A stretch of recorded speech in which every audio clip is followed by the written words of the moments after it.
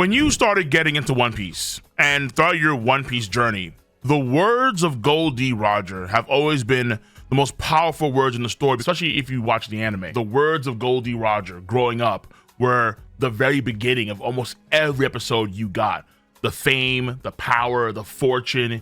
He left everything he owned in one piece. The words of Gold D. Roger before he was hung from the gallows. The man that initiated the great pirate era that currently exists in the story of One Piece. An era of pirates, an era of supernova, emperors of the sea, dominant pirate crews and certain blues, and so on and so forth. The world that we have been a part of for so long, for so many years of our lives, reading the story, is a world that has been crafted by Gold D. Roger. And as time has gone on, when we find out how many quintessential figures in the series have been molded and shaped by Gold D. Roger, finding out that Whitebeard was on such a great status to where he could even rival someone like Roger in his peak powers, finding out that Ace was the son of Gold D. Roger, and how that and that alone warranted his execution, how you have his mother, Portagos D. Rouge, how she held back the pregnancy for 20 months. For 20 months, she delayed Ace's birth in order to make sure that Ace never got killed. Is an astonishing feat of the physical body and her mental will in order to do it in the first place, but also felt fitting just considering the status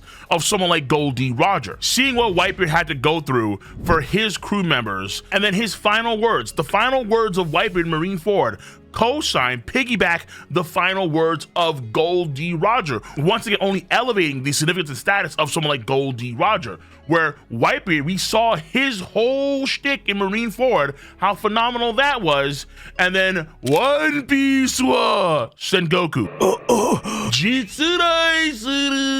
The final words of Whitebeard only elevate the fantastical, larger-than-life, almost godlike status of Gold D. Roger. And then from Marineford jumping all the way to Wano Country, getting to see Gold D. Roger in the flesh for the first time fight against Whitebeard, seeing this divine departure technique, their insane first Conqueror's Haki clash, and the sky itself just completely ablaze with Haki, exuding that level of power with only 1 year left to live. Getting someone like Oden and then montaging their journey throughout the entirety of their second voyage. The mystery, the goofiness, the epicness, the person that was Gold D. Roger, even going through Oden's flashback, was still a magnanimous and truly stupendous figure. So Gold D. Roger, I think, in the minds of many, and I think for sure justifiable reasons, was truly larger than life, almost damn deified, because you see what he has accomplished and how much it means to the current state of the world itself. But the Elbaf flashback has changed a lot of this. It really has, where it's not to say that it won't come back. It's not to say that Gold D. Roger has fallen off here completely, no. But it is to say that there has been a dip. The stocks of Gold D. Roger, like Costco stocks that have always gone up and up and up, have for the first time really seen like a divot. They've seen a little bit of a valley.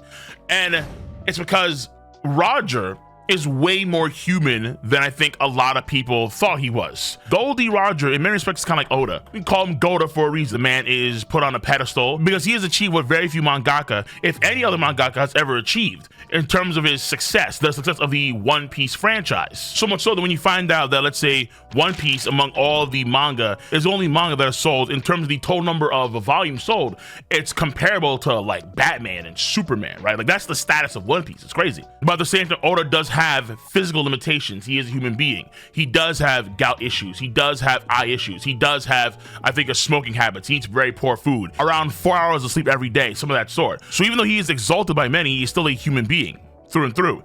And the same thing I think applies to Gold D. Roger here, where Gold D. Roger we see in his earlier years.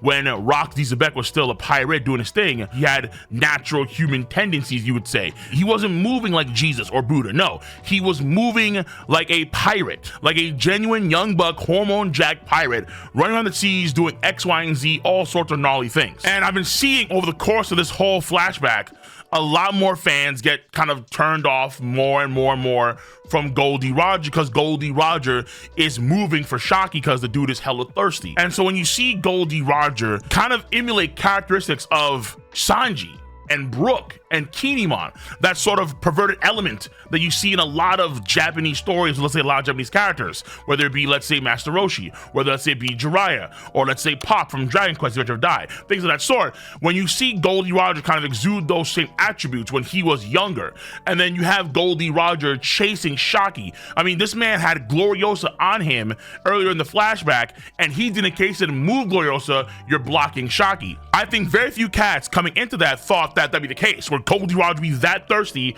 for Shaki. And then when you parallel Goldie's Roger's actions to, let's say, Luffy's actions with someone that's comparable, you could argue Boa Hancock. Luffy maintains frame. Luffy is so tuned out of Boa's sexuality that he can see Boa Hancock naked 2 times and not even blink, not even flinch, nothing. But if Goldie Roger saw Shaki naked, he would probably lose just as much blood as Sanji did for the entirety of Fishman Island combined. That sort of asexual, stonewall face, not caring at all, Monkey D. Luffy approach that you would think Goldie Roger would have, very far from. Very far from.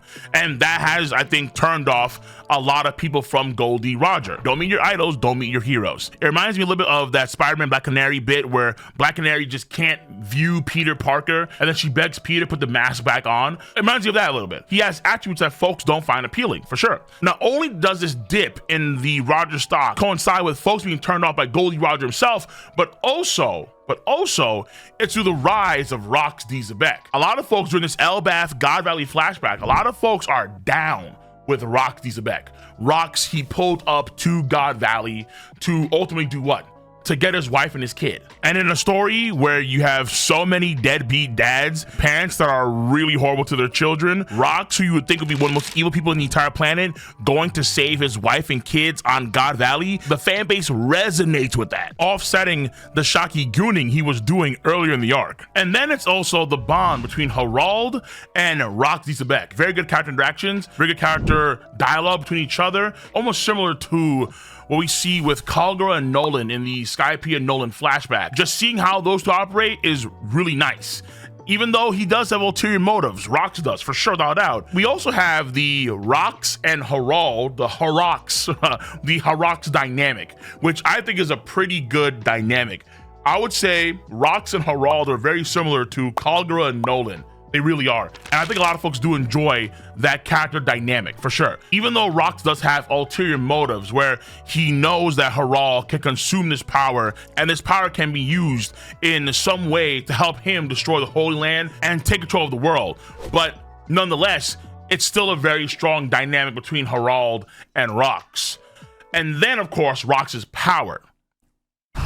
Rox knew the secrets of the world for sure. He pulled up to Emu, and he is a Davy Clan member, Davy D. Xebec. But his power, it is extraordinarily impressive. Him on God Valley in of itself is incredible. But when he off the gate, after running into Emu, took out an admiral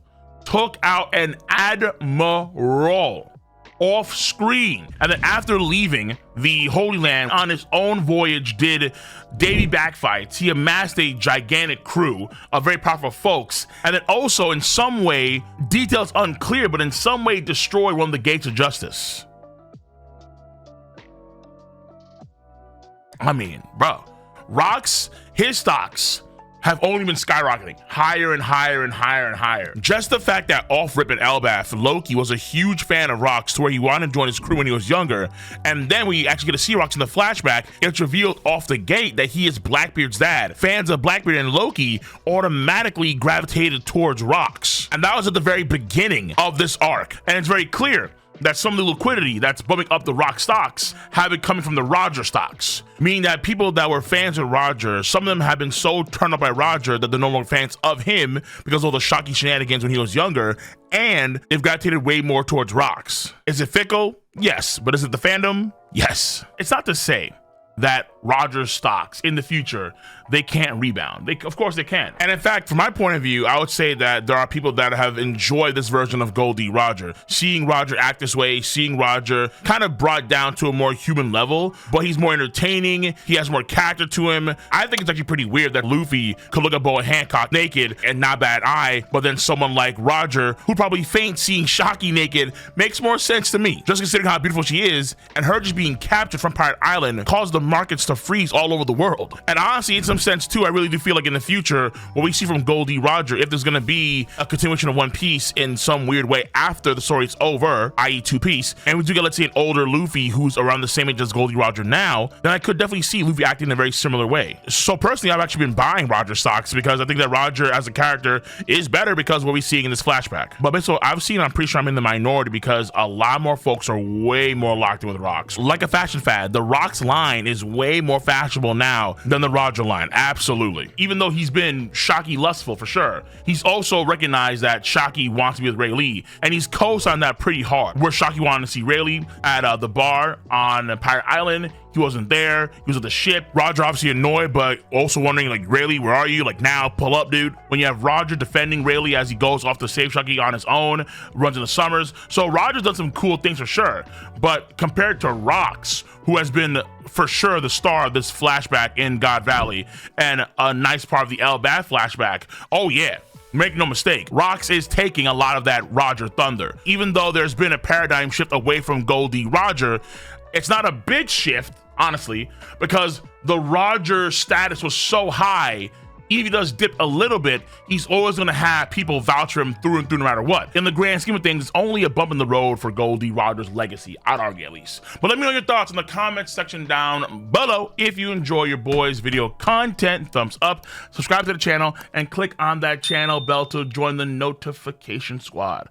I'm going to catch you guys and gals on the flip side. See you. Bye-bye.